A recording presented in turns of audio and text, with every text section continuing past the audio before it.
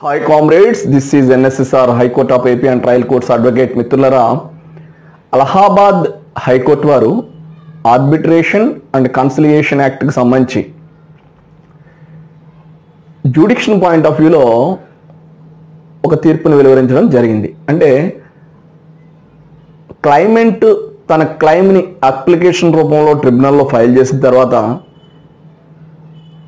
ఎవరైతే రెస్పాండెంట్ ఉంటాడో వారికి కూడా వారి యొక్క వాదనలు దట్ మీన్స్ స్టేట్మెంట్ ఫైల్ చేసుకునే అవకాశం ఉంటుంది.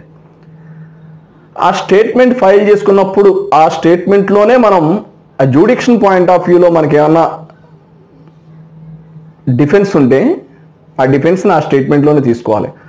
After filing of the defence that means statement we have no right to question jurisdiction of the arbitration tribunal. So ఈ ఆర్బిట్రేషన్ ట్రిబ్యునల్ అనేది వారి యొక్క క్లైమ్ని మాకు రెస్పాండెంట్ నుండి ఈ విధమైనటువంటి సమ్ ఒక అమౌంట్ రూపంలోనో లేకపోతే డిస్ప్యూట్ రూపంలోనో వారు క్లైమ్ అనేది వారు ఫైల్ చేయడం జరుగుతుంది through application as per the arbitration act. So అలా ఫైల్ చేసినప్పుడు if any objections in the form of defence we must be file as a written statement.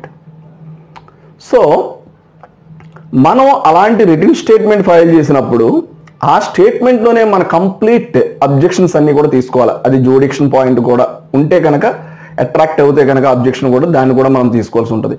మనం వన్స్ ఫైల్డ్ అవర్ డిఫెన్స్